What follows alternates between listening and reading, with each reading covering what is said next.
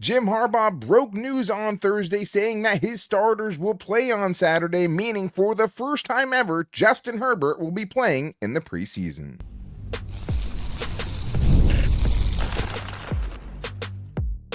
You are Locked On Chargers, your daily podcast on the Los Angeles Chargers. Part of the Locked On Podcast Network, your team every day. What is up, man? Welcome into the Locked On Chargers podcast. I'm your host, Daniel Wade, joined as always by my co-host, David Droegemeier, and we've been covering the Chargers now for 10 seasons, but this is our 8th year as the host of the Locked On Chargers podcast, bringing you your team every day.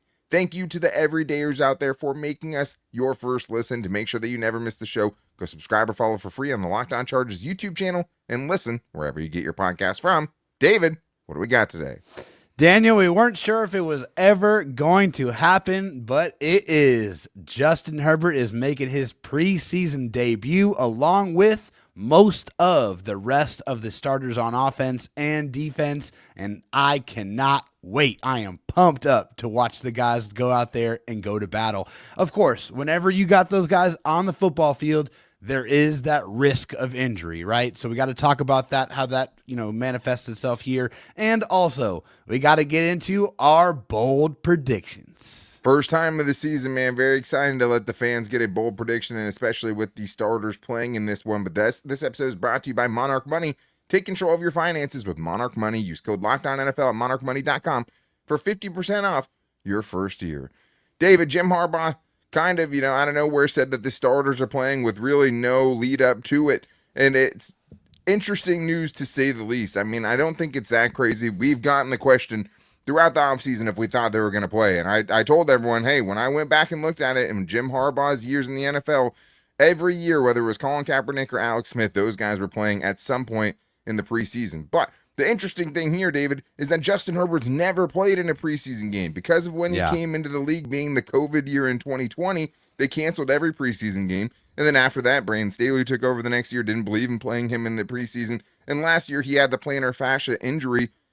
And and I think that part is all interesting, but maybe even more interesting that Justin Herbert went to Jim Harbaugh and asked for this opportunity. Yeah, he absolutely did. And he said basically, it's just because, I want to see a pass rush. He said in practice as a quarterback, you don't always get the true feeling of a pass rush. So I thought it would be helpful to go out there, which he's absolutely right? I mean, he wears a different color jersey than everybody else because they don't want anybody getting within a few yards of him, right? There is a invisible halo around Justin Herbert at all times at practice. You do not touch number 10, period. That's it. So for him, it's impossible to be able to replicate that level of football on the practice field, especially within those conditions. So I think it is very important. And Justin acknowledged it. He's like, hey, I want to see a pass rush. I need to know what that feels like. I probably want to see what this offensive line looks like in front of me as well. But it's important to go out there, knock the rust off, and go play some actual football.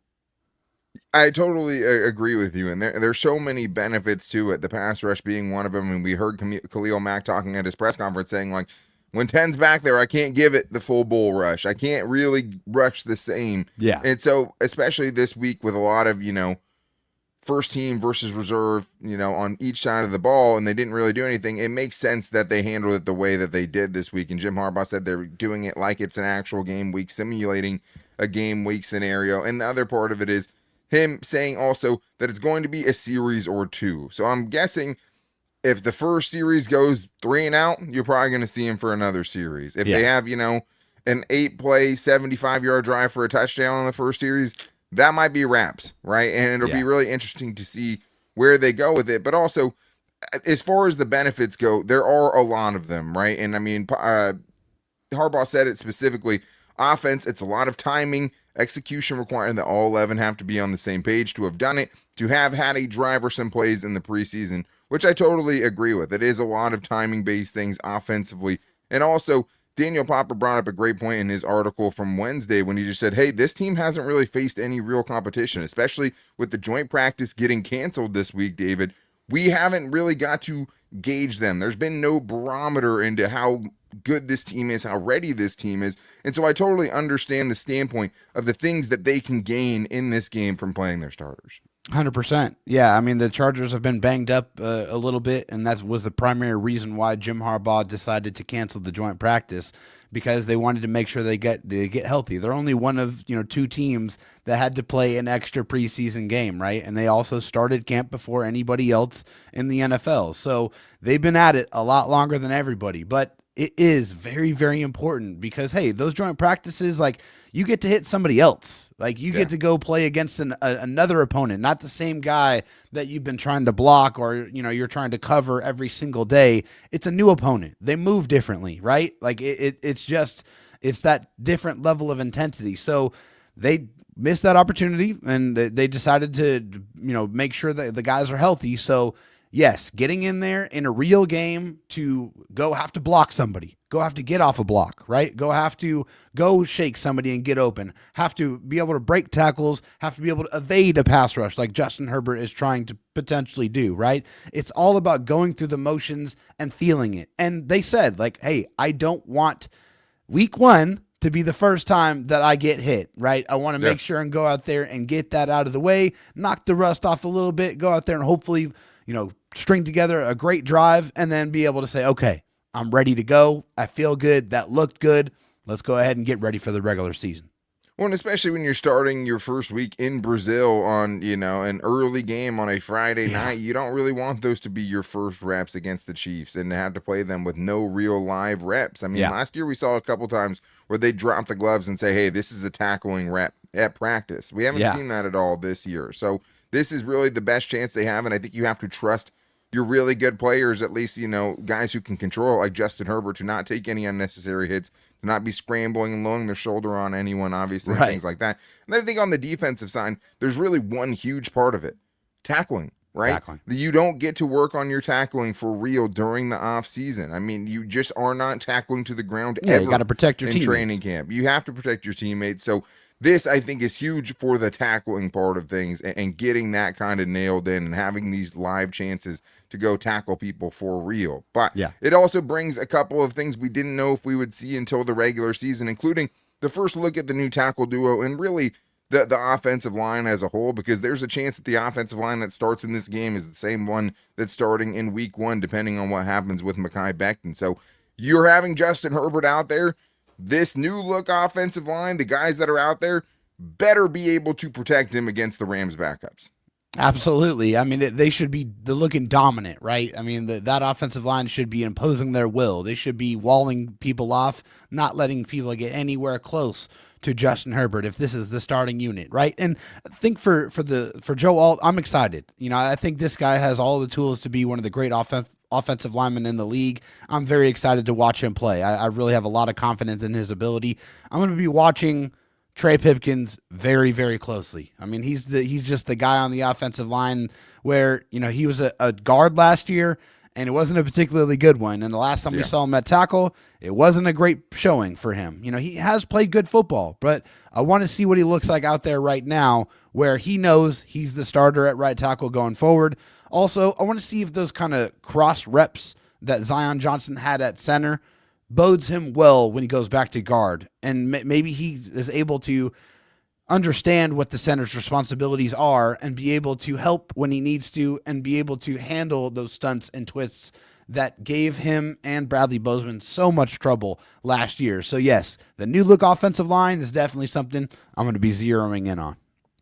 Yeah, and to piggyback off your point with Trey Pipkins, like it's just crazy because it feels like he has a chance to make fans feel at least a little bit better or a chance to make them feel much worse about the situation by what happens on Saturday night. And I do think it's the same kind of for the interior where it's like you want to see why this coaching staff had so much faith in running back Bradley Bozeman and Daiyan Johnson and also the improvements of Jamari Sawyer when he's out there with the rest of the starting guys. Joe Alt's interesting because honestly, if he plays great this year, he now kind of has the storyline that maybe gets him even to the protector of the year conversation if he can just play out of his mind, which this team at least expects him to do. But also the last thing I'll touch on here, first look at the new running game, right? Omarion Hampton running behind this new look offensive line and this what has to be an improved running attack that has to start in this game. And also, just at the very least, these reps are a chance to work out the kinks, have some good tape to be able to break down before that week 1 game against your biggest division rival in the Kansas City Chiefs. But it also comes with risks playing with your starters in this game, and I'll stand by the take that I don't think Justin Herbert really ever needed in his entire career to play in a preseason game. So we're going to get into that and who's not playing in this game and more in today's Locked On Chargers podcast. Most people can't name all their financial accounts or even what they're worth, whether it's 401k, properties, or investments. When you don't have the full picture, you can end up leaving money on the table. And that's why there is Monarch Money. It's an all-in-one personal finance tool that brings your entire financial life together in one clean, easy-to-use interface on your laptop or your phone. And Monarch does all of the heavy lifting for you. They really make it so easy. You can link all of your accounts in minutes, see clear data visuals, and get smart categorization of your spending, and finally feel in control of your money without ever having to touch a spreadsheet. One of my favorite parts about Monarch Money is just the collaborative nature of it. Using it with my wife has made me so much more up to speed with our finances and all of the new things that we've had to spend money on since becoming parents. Something that I wish I had much earlier to keep my finances in a better place, pre-baby as well. But right now, you cannot let your financial opportunities slip through the cracks. Use code LOCKEDONNFL at monarchmoney.com in your browser for half off of your first year. That's 50% off your first year at monarchmoney.com. Code LOCKEDONNFL.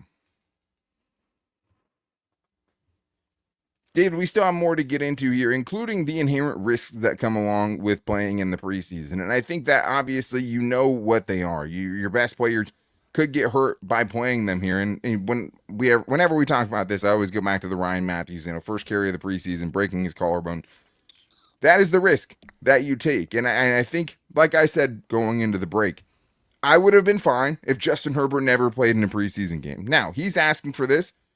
Okay, you're Jim Harbaugh, you're the head coach, right? If you really don't want him out there, he's not out there, and part of your job is to be able to set your players right, even when they disagree with you, because you're the head man. Now, I'm not crucifying Jim Harbaugh for doing this. I understand the reasons for it. At the same time, your entire season can get nuked in this game, period. You can get hurt in any game also, right? But you play 17 games already. Additional risk is additional risk is additional risk. Ask Mike Williams playing in a meaningless game and ask him if you'd rather have not played in it, right? So there is that part of it. You have to trust your guys like I talked about before. But as much as we're going to talk about the benefits, David, we have to kind of talk about the negative side of playing your starters in a game when you have kind of the asterisk of how many weird things and injuries you've already had to your team so far in the offseason. Of course. I mean, you have to think about the risk. It is definitely something that factors into the decision without a doubt. However, for me, I want to see it, and I think they need to go out there and they need to get it worked out on the football field. The thing is they can get hurt anytime they step foot on the football field. They can get hurt doing anything. There's risk involved in everything. So yes, it's part of the calculus, but I think, hey, they got to go out there and protect themselves. They need to make sure that they can go through the motions and play quality football and be able to get their work in and then get off the field. Yes, there's definitely risk. There's no question about it. Anything happens to your core important players, things will definitely go haywire for sure for the season. That is something you have to figure out, but you have to have trust in your players that when they say, hey, I need to go get some reps, I need to go out there and play, that you trust that they're going to be able to take care of themselves, get their work in, and get out. And I agree with that sentiment. And the guys want it, they're going to go out there. That's what Jim Harbaugh said. The guys always want to play, right?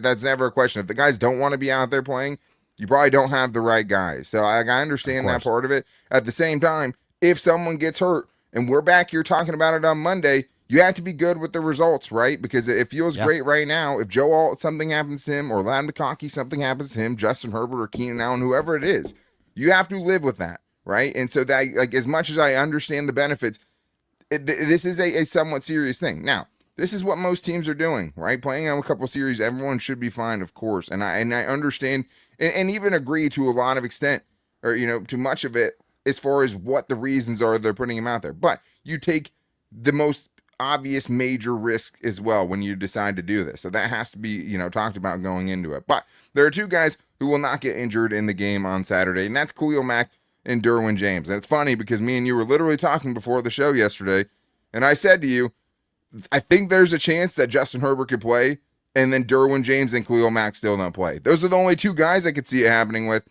but I could see it happening. And I think there's a couple of reasons to it, because offensively, you know what the play is going to be. It's so much more timing. It's so much more scripted. That you need more of the time. Defense is much more reactionary. Like, you know that Derwin's going to be in the right spot. You know that Khalil Mack's going to be in the right spot. So I'm not worried about that at all. I would have had a problem with it if you're putting Justin Herbert out there with no Joe Alt or the starting line, but I don't have a problem with these two guys not playing in this game. Yeah, not at all. I mean, with Derwin James, this is year 7 for Derwin. Like, he is an unequivocal leader and one of the best defensive players in the NFL. He has nothing to prove. We know what he brings to the table every time he steps on the field. That's period. And then for Khalil Mack, he's a first ballot Hall of Famer. Everything I just said about Derwin James obviously applies to Khalil Mack here in year 12. He doesn't need to strap up his gear for another preseason game the rest of his illustrious career, however he decides to grace us with his presence. I totally agree with that. I mean, these are guys that I'm not worried about at all. And for these guys, they need with the big question marks you have on defense, just because you're rolling out a lot of them out there, right? With the interior of the defensive line, there's no for sure guy. You could even say that about the cornerback room, even though I think Tarheeb can be that guy.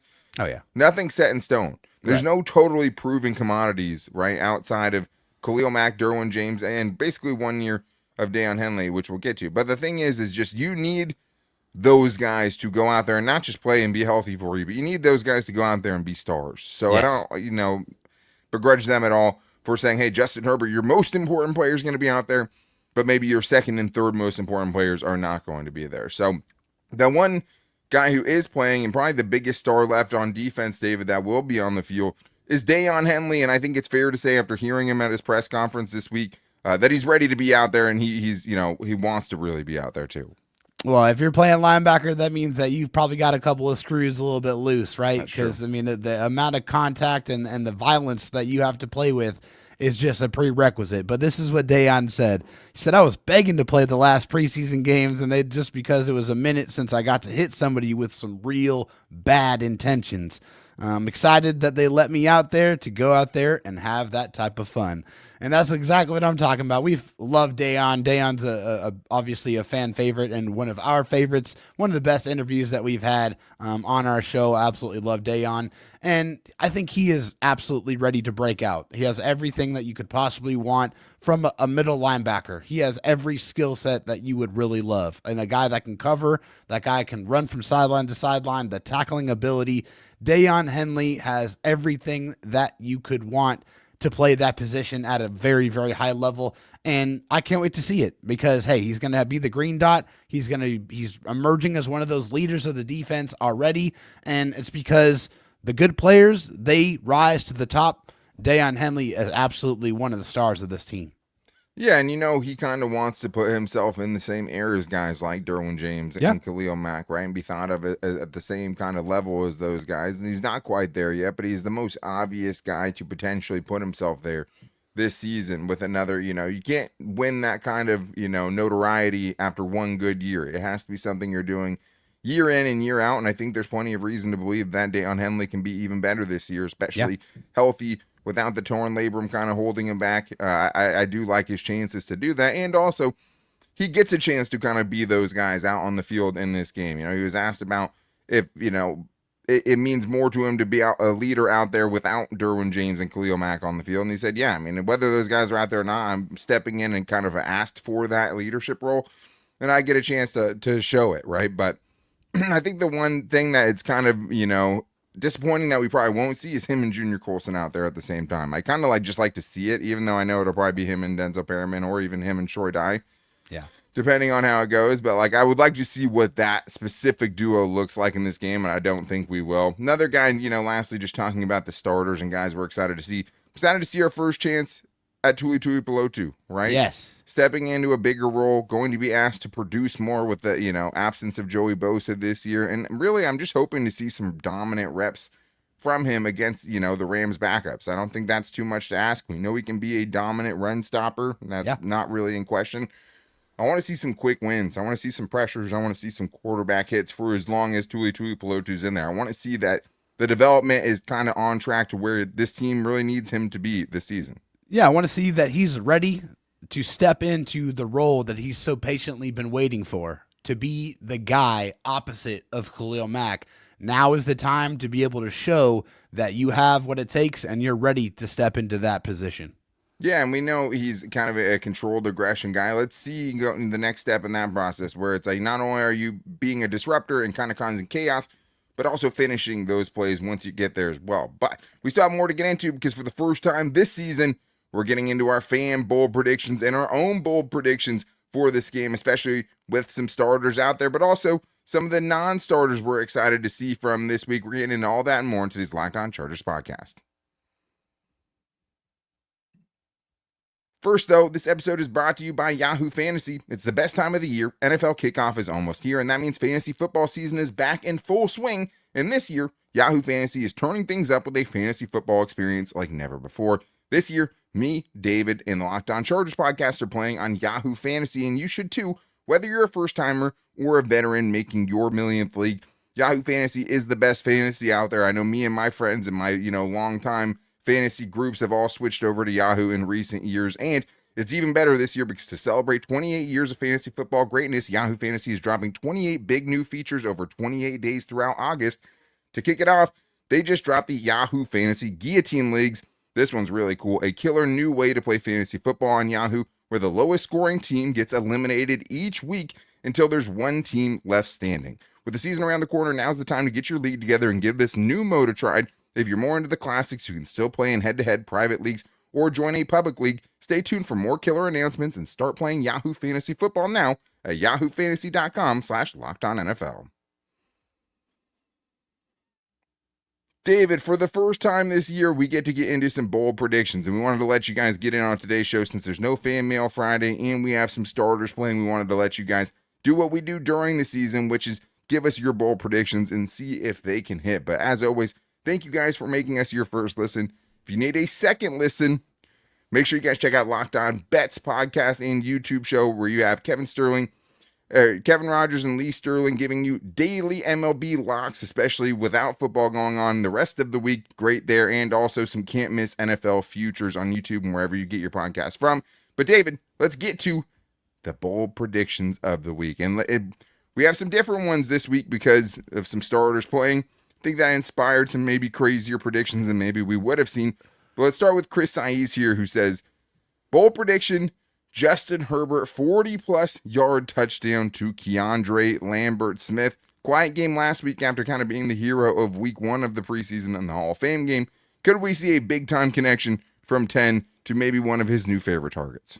Absolutely. I think there's definitely a chance that we can see this. I think he's the guy that's going to step into that role to be able to go stretch the field and go get the football. And with Justin Herbert, he's already shown if you can get open, he's definitely going to get you the football. And I think the way that it may happen, just to take it a step further, is off of play action. Because, hey, if that running game's looking good, they may play action. They're not going to seriously game plan or scheme anything up, too seriously. But I wouldn't be surprised if we see a nice little play action pass off of a couple of nice runs, and maybe that's a deep one to KLS. Yeah, and it could be. This is my thing, and the reason I don't think it's going to happen. I don't know if KOS is seeing the field with Justin Herbert. I mean, if we're talking about the starters on this team right now, we know Keenan Allen's playing. This is true. Ladd McConkey is playing. Quentin Johnston's playing. Those are the presumed starters right now. So especially if Justin Herbert only gets one drive in this game, you might not see KOS out there, right? Especially if there's only, 1 or 2 first downs. They don't really get in any of their other packages or anything like that.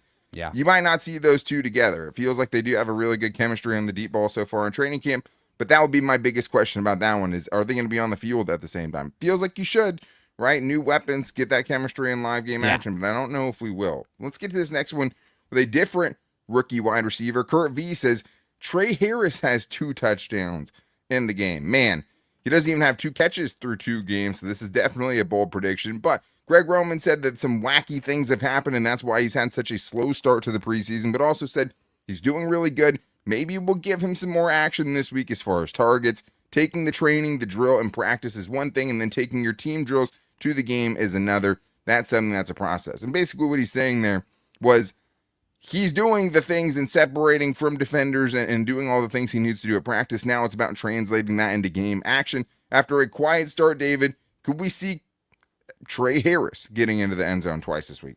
Man, I'd love to see it, and I think that would quiet a lot of people out there that are 100%. questioning his kind of validity and why he was drafted by the Chargers in the second round. That would shut a lot of people up. I'd love to see it. I think it's probably a little bit too far-fetched to think that he'll reel in 2 touchdowns. I think, I'd like to see him get 3 or 4 catches at the very, at the minimum, just so he can feel good about himself, be able to build some confidence. And if he gets in the end zone, even better.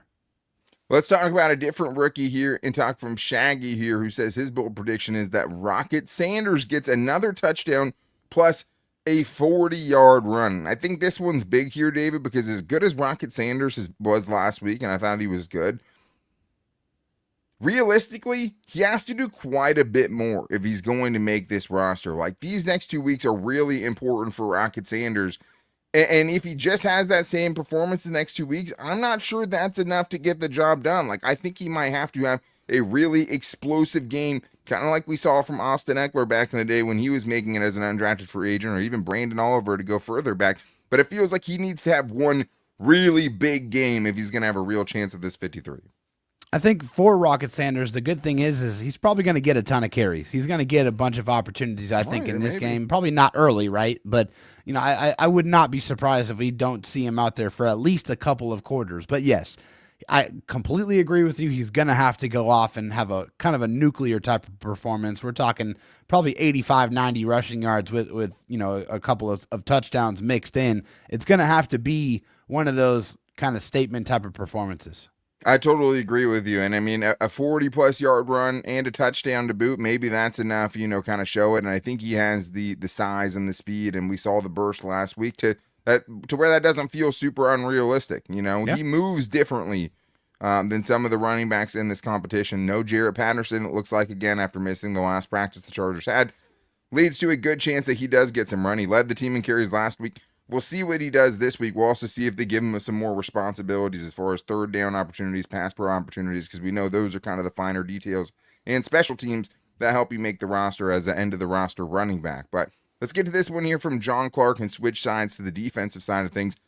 He says Jamari Caldwell balls out against the Rams, and it's a prelude to having the best rookie season of any Chargers 2025 draft pick. So I don't know about the best season of any draft pick. I mean, I hope Amarion Hampton does what we think Amarion Hampton's going to do. It's going to be hard to beat that. And I think there's a lot of, players that, a lot of heads that have to be fed as far as the offense with Oronde Gadsden, Trey Harris, and Keandre Lambert-Smith, to where Jamari Caldwell could be that, right? Defensively, it's looking like he will have the biggest season out of any of their rookies. But I mean, he's maybe, one of only a couple of guys, David, that's been really solid through both preseason games so far. I'm really excited to see what Jamari Caldwell does on Saturday. This dude looks like he's like the real deal. Like he looks like a guy that is going to make an impact this year. And yeah, I'm very excited. It's been a long time since the Chargers have had a very dominant interior defensive lineman. And I'm not going to put that on him quite yet, but I like what I've seen so far. His burst, his power, like his anchor to be able to hold up on double teams, split double teams, and just the energy in which he plays with at such a large size, I think is really encouraging. And he is a guy that is very fun to watch. So very much looking forward to watching him continue to build off of what's been a very solid start to his career. And like the talent is very noticeable. Yes. You watch him play, and like kind of like with Rocket Sanders to a different extent, where it's just like he moves differently than guys that are his size. Yeah. But more than anything, man, so easy to root for. Yeah. I can't think of another player that had the effort level that this dude has had through 2 preseason games. I mean, his effort has been off the charts. Last week, chases down the quarterback to stop a potential touchdown 4 or 5 yards down the field. You just don't see that effort from nose tackles very often, and that makes it so much easier to root for him. But at the end of this, we always have to give our own bold predictions. David, where are you going with your bold prediction, your first bold prediction of the preseason? My first bold prediction of the season is going to be to the guy that everybody loves to hate or loves to love. The first touchdown is going to go to Quentin Johnston. Yeah, I can see that. I love it, and I know a lot of people out there love to hate him. I love to root for him. I want the best for him. I think all Charger fans should want the best for him. He's been lighting it up in camp. I want to see that manifest itself on the field by scoring a touchdown. Yeah, that would be great. I mean, obviously, it wouldn't shut the haters up because it's like, No. it's one of those things, too, where it's like until he's doing it in big moments in Of big course. games, like Justin Herbert, you're not going to lose kind of the moniker, and people will say, well, it's just against backups, right? So, Of course, everyone else is going up against backups, too. I like that a lot. I think, you're talking about the leading receiver as far as touchdowns on this team last year, so I don't think that's crazy at all if they get down there, that he's going to be the guy they go to, especially now. But when you're in the red zone, you're also having to worry about Ladd McConkey and Keenan Allen. He's probably third on the attention list in that Pick your area poison. still. So I think he'll get some good matchups in those situations. I have two. I have an offensive and a defensive one. I'm going to say Nico Reed back and gets a pick six. I love what Nico Reed was able to do. Very excited that it seems like he's on track to play in this game. He's been at practice this week. Very Hopefully important. he can pick up where he left off, especially because that room in its own, in itself needs probably some more talent, and I'd love to see him make a real push at the roster or someone that just looks like he can play at this level. And also throw another running back into the mix. I'm going to say Kamani Vidal kind of has his moment where he shows that he's going to make this roster, gets a touchdown or a 30-plus yard touchdown in this one, shows a little bit of that juice, and has a little bit of a statement moment for himself as to why he should be one of the running backs that's in, competition for not only making this squad, but also being that next guy in case Najee Harris does miss time. Hey, I'm RB2. I want those carries and to show that I can do something, at this level. So very excited. There's definitely a different kind of feel, a different energy going into this game with the starters playing. The ones, baby. Very excited to see what they can do in live action. A little nervous, but more excited. But that's going to wrap things up for today's show. We're going to have content for you guys all weekend. One of us will be on the squad show immediately after the game on Saturday, which we normally wouldn't do right during the regular season. Having both of us doing that, especially on a Saturday game.